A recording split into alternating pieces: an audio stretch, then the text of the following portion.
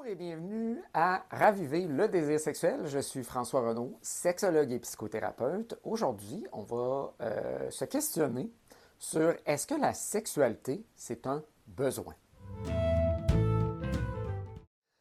Donc, comme d'habitude, vous pouvez nous contacter à info@lesexologue.ca ou aller voir sur notre site les différents services et produits qu'on offre sur lesexologue.ca. Donc récemment, je suis passé sur l'émission, le podcast en fait de Sexe Oral, puis on parlait justement du sexe par pitié et tout ce que ça l'inclut. Et puis on a aussi discuté où j'ai formulé en fait que la sexualité c'était une forme de besoin. Certaines personnes ont davantage réagi à cette formulation-là parce que ça crée cette impression-là que la sexualité elle est nécessaire. Donc, j'aimerais peut-être justement répondre, clarifier un peu cette situation-là. Est-ce que la sexualité, c'est un besoin? De ma perspective, la réponse courte, c'est oui. Par contre, il faut amener toutes sortes de nuances quand on parle de besoin ici à l'égard de la sexualité. Et je vais peut-être aller à l'encontre de certains de mes collègues sexologues qui, eux, ont tendance à peut-être vouloir enlever l'aspect de besoin au niveau de la sexualité. Puis je vais emmener ma perspective par rapport à ça et ce sera à vous de choisir qu'est-ce que vous voulez en faire. Donc, quand on parle de besoins, on peut parler de besoins vitaux. Hein? Respirer, manger, dormir, boire, ce sont tous des besoins vitaux que si on ne répond pas à ces besoins-là, hein, on va mourir assez rapidement. Euh, Par contre, il y a aussi des besoins qui sont plus fondamentaux, mais qui ne sont pas nécessairement vitaux. Donc, on a des besoins, par exemple, de se sentir en sécurité, de se sentir aimé, de se sentir désiré, apprécié. On peut avoir des besoins, par exemple, où on a le besoin de propreté, d'hygiène, en fait, dans notre environnement. Donc, tous ces éléments-là, contrairement aux besoins vitaux comme boire, manger, elles se font généralement dans un contexte relationnel, du moins quand on parle ici de quand on est en couple. Donc, respirer, manger, c'est quelque chose qui est qu'on peut répondre par nous-mêmes, puis qui dépend de notre propre survie. Tandis qu'un besoin plus affectif ou sexuel, ou de propreté, ou de sécurité, ou de soutien, de compréhension, ça nécessite des aspects relationnels avec une autre personne, puis c'est des besoins qu'on va répondre à travers de d'autres personnes. On le sait aussi, les études le démontrent, que plusieurs de ces besoins-là, affectifs, relationnels, d'être aimé, n'ont pas un impact direct sur notre survie, mais elle peut augmenter ou diminuer en fait la longueur de la vie qu'on va avoir. Donc, on a toutes sortes de facteurs qui vont jouer, qui sont physiologiques, etc. Mais un des facteurs qui prolonge en fait la vie des gens, c'est d'être en relation avec des relations qui ne sont évidemment pas toxiques, des relations qui sont satisfaisantes, épanouissantes. Et plus on est bien entouré, pas nécessairement en quantité, mais en qualité, plus en fait, généralement, notre espérance de vie augmente. On a aussi fait des expériences un peu cruelles il y a plusieurs années où on a offert en fait beaucoup d'affection à des enfants, des nouveau-nés, puis très peu en fait de leurs besoins plus de base, là, manger, etc. Donc on leur fournissait de la nourriture, mais beaucoup moins. On leur donnait pas beaucoup de jouets et tout ça. On avait un autre groupe qui recevait tout ce qu'il avait besoin au plan matériel, mais très peu d'affection. Et on a regardé que le niveau de santé, en fait, était mieux dans ceux qui recevaient de l'affection et de l'amour, mais qui avaient moins les besoins plus ou les choses plus de base, là, comme la nourriture, etc. Tandis que ceux, en fait, qui ne recevaient très peu, en fait, d'affection, avaient une santé moins bonne.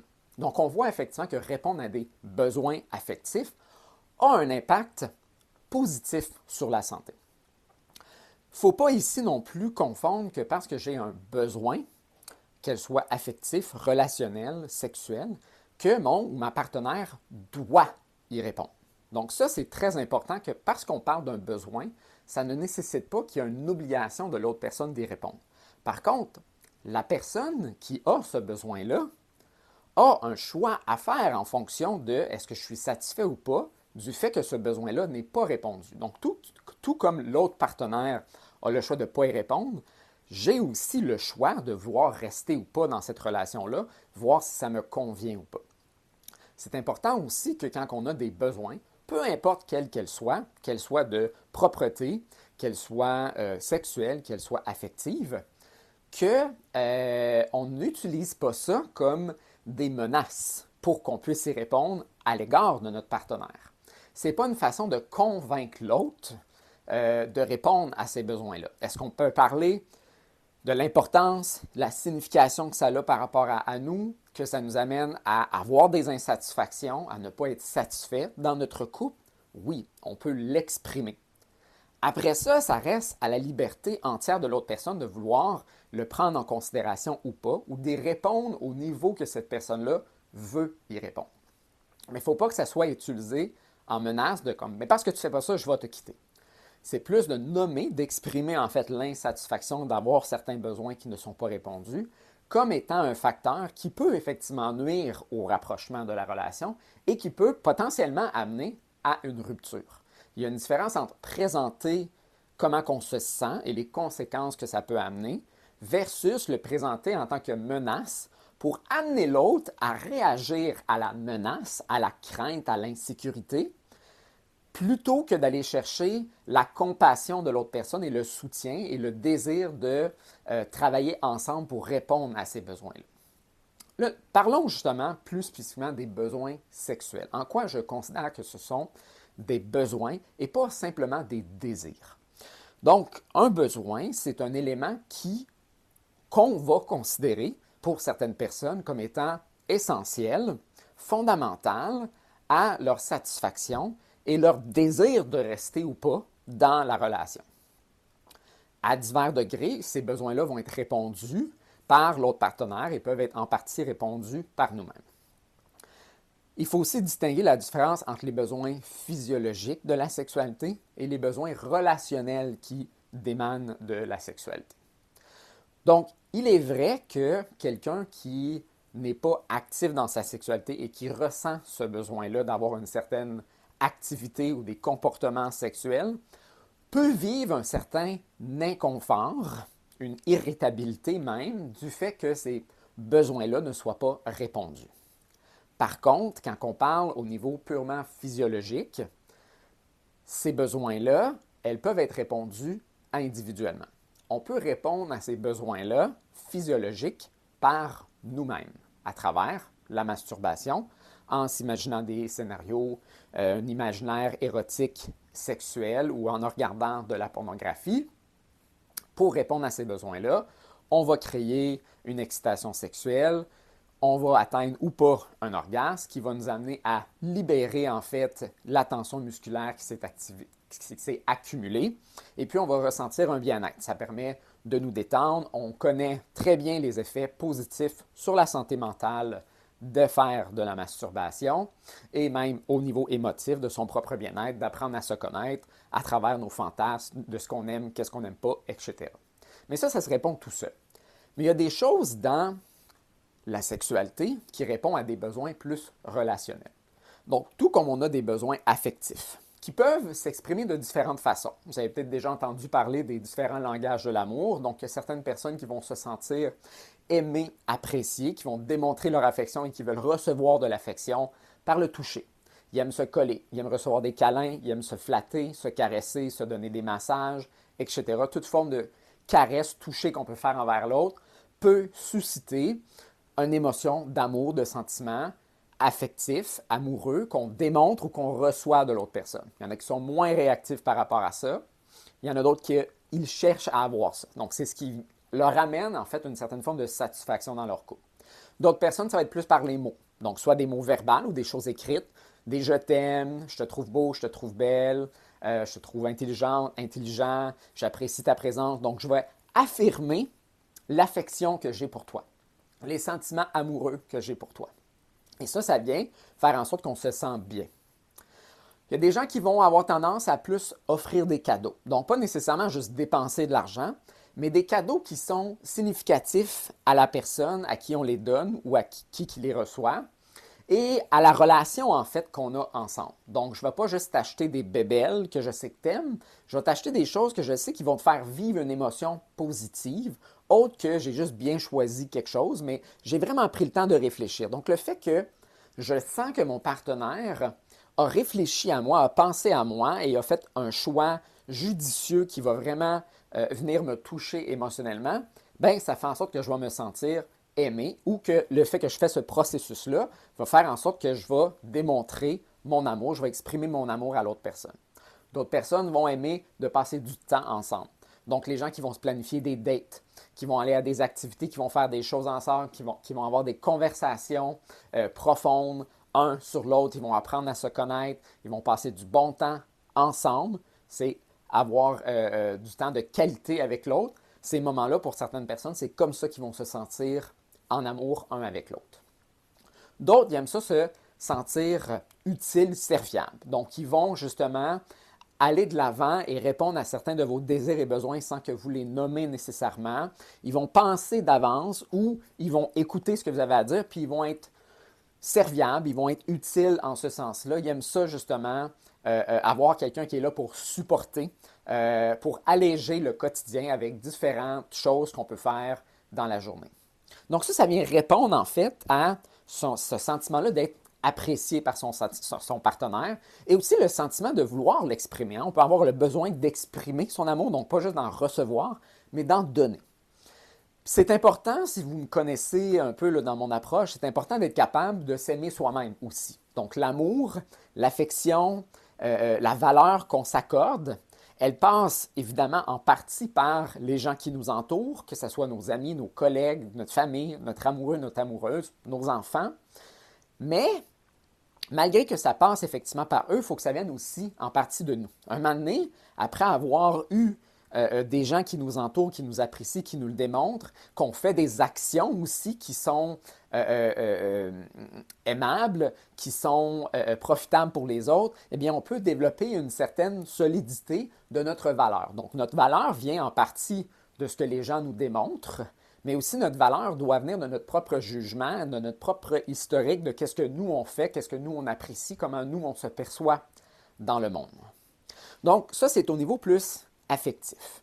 Et on peut facilement s'imaginer que si ces éléments-là n'étaient pas présents dans un couple, bien des gens, malgré que certaines personnes restent, bien des gens ne seraient pas satisfaits de cette relation-là et pourraient potentiellement quitter si aucun de ces éléments-là affectifs, romantiques, relationnels se retrouvait dans la relation de couple.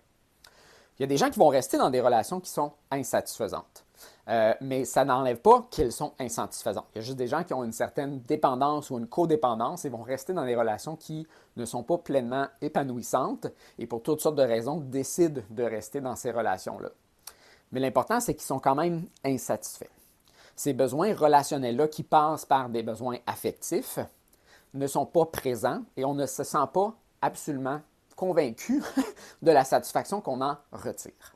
Mais il y a aussi des besoins qui sont sexuels. Donc, je ne parle pas ici des besoins sexuels physiologiques dont je faisais référence tantôt. Mais tout comme on veut se sentir apprécié au niveau de notre valeur affective amoureuse, bien des gens, hommes comme femmes, veulent aussi ressentir ça, mais dans la sphère de la sexualité.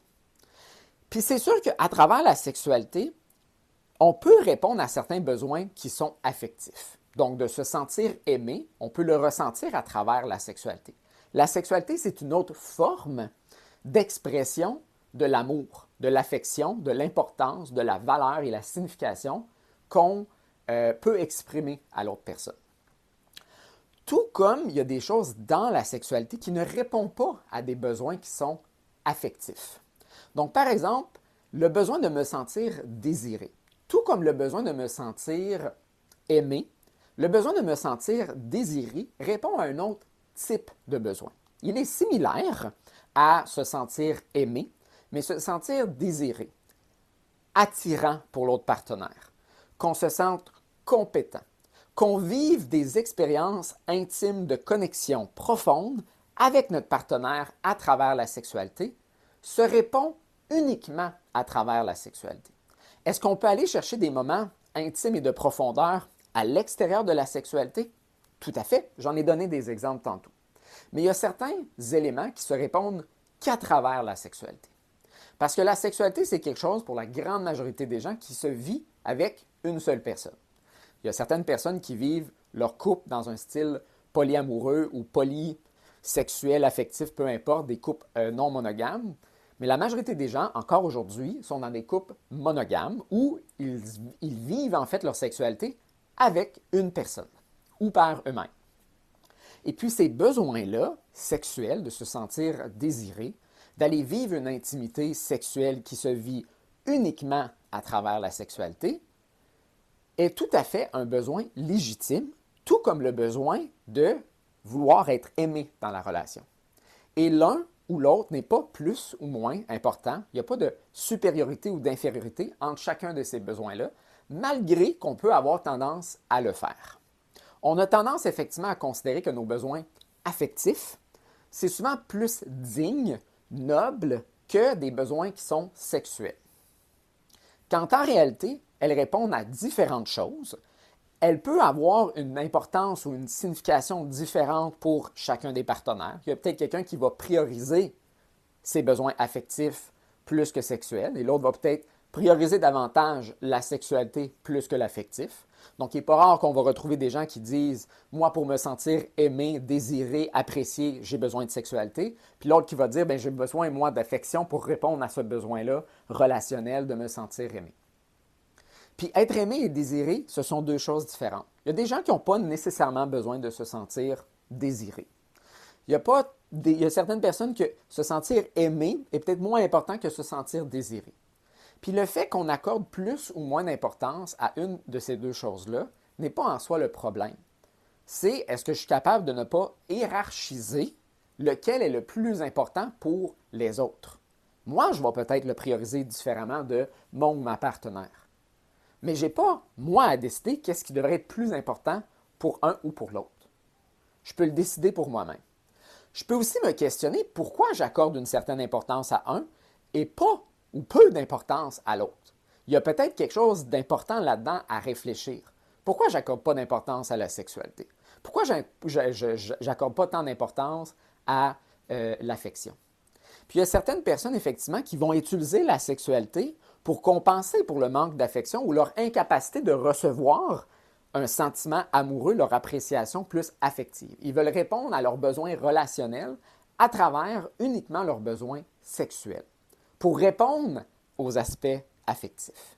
Il y a des gens dans l'affectivité qui veulent pas répondre à certains besoins affectifs à travers la sexualité ou n'ont pas de besoins sexuels parce qu'ils ont une éducation sexuelle ou des expériences sexuelles qui ont teinté la sexualité de façon péjorative et négative.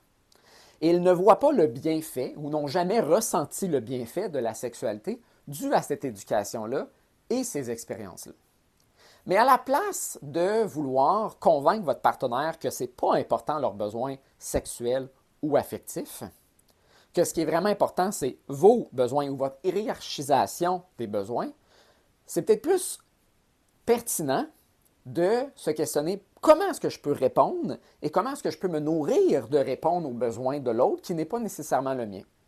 De me questionner, peut-être que j'ai de la difficulté à répondre à certains de mes propres besoins sexuels et affectifs dû à mon historique familial, à la manière qu'on m'a éduqué, qu'on m'a aimé, qu'on m'a démontré comment être en relation et comment être sexuel. Comment est-ce qu'on m'a présenté la sexualité? Les différentes manières d'être affectif, les différentes manières d'être sexuel. Peut-être que je ne veux pas répondre à des besoins sexuels que je peux avoir parce que je me sens incompétent ou mal à l'aise de les exprimer, que j'ai honte de les exprimer. Tout comme je peux avoir honte d'exprimer mes besoins affectifs. Mais ces deux types de besoins-là, ce sont des besoins qui sont relationnels. Et on peut répondre à chacun d'entre eux par différentes méthodes et certains peuvent être répondus de part et d'autre dans chacune de ces sphères-là.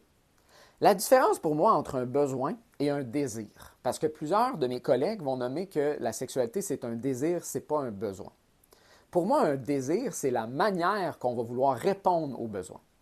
Donc, je peux avoir un besoin sexuel d'être désiré, d'être reconnu comme un partenaire qui est physiquement désirable, qui a un certain sex appeal, puis que j'ai un besoin justement de partager un érotisme avec mon partenaire qui m'amène une joie. Là, comment je veux répondre à ça? C'est le désir. Je peux peut-être avoir le désir de partager mes fantasmes. J'ai peut-être le désir qu'on se séduise sexuellement, qu'on se fasse des petits regards coquins, qu'on se dise des mots un peu plus cochons, qu'on fasse allusion à la sexualité, que je sente qu'il y a une tension sexuelle entre nous deux, qui n'est pas affective, mais qui est sexualisée. Peut-être que j'ai un désir d'une relation sexuelle avec l'autre personne, avec ou sans pénétration. Peut-être que j'ai un désir d'avoir un orgasme, de donner un orgasme, de caresser sexuellement mon partenaire pour m'exciter, de vivre les sensations agréables qui viennent avec une sexualité active où on échange en fait des comportements sexuels. Tout comme dans l'affection, je peux y répondre de différentes façons. Donc, j'ai nommé différentes façons que je peux démontrer mon affection, que je peux la recevoir. Ça, c'est le désir. Je désire être touché pour me sentir aimé par mon partenaire de façon affective. Je désire faire un cadeau parce que je veux exprimer en fait mon appréciation pour mon partenaire et j'ai pris le temps de vraiment réfléchir à qu'est-ce qui allait faire plaisir à mon ou ma partenaire. Donc, pour moi, le désir est le moyen spécifique comment je veux répondre à mon besoin. Et tout comme les besoins affectifs sont présents, les besoins sexuels peuvent être présents et on peut prioriser de façon différente comment on y accorde de l'importance. C'est important de se questionner sur pourquoi je hiérarchise ou je priorise différemment pour moi, mais pourquoi aussi je veux le prioriser, le hiérarchiser différemment pour l'autre. Qu'est-ce que ça me fait vivre qu'on ait peut-être cette différence-là? Que j'ai de la misère à répondre aux désirs et aux besoins sexuels de mon partenaire. Puis l'important qu'il faut vraiment retenir, parce que c'était le propos de la personne qui avait réagi par rapport au fait que j'utilise le mot besoin, c'est que c'était souvent utilisé comme étant une forme de coercion pour répondre à des besoins sexuels. Qu'on a besoin d'avoir des relations sexuelles dans un couple et que certains partenaires, autant féminins que masculins, peuvent avoir du sexe par pitié pour répondre à ça. Si vous voulez savoir plus c'est quoi le sexe par pitié, je vous recommande d'aller voir le podcast Sexe oral, Sexe par pitié. On en parle pendant 1h45 en long et en large. Vous allez pouvoir avoir plein d'informations par rapport à ça si vous le souhaitez. Et donc, c'est important que ce n'est pas parce que j'ai un besoin que l'autre doit y répondre ou que j'utilise mon besoin comme une menace à la rupture parce qu'on n'y répond pas. Tout comme je l'ai expliqué tantôt, c'est vraiment important que quand je nomme mon besoin, la tâche que moi j'ai, c'est de nommer et d'exprimer mon besoin de façon adéquate, de façon calme, de façon saine et de façon à aller chercher la coopération de l'autre personne pour y répondre. Mais quand j'utilise la coercion, que je joue sur les insécurités de mon partenaire, que j'utilise la rupture ou l'infidélité potentiellement pour répondre à ces besoins-là ou de faire réagir l'autre, si mon seul désir, c'est juste de faire réagir l'autre, peu importe comment l'autre va se sentir, que je vais aller chercher sa coopération ou sa soumission finalement à répondre à mon besoin, il est là le problème.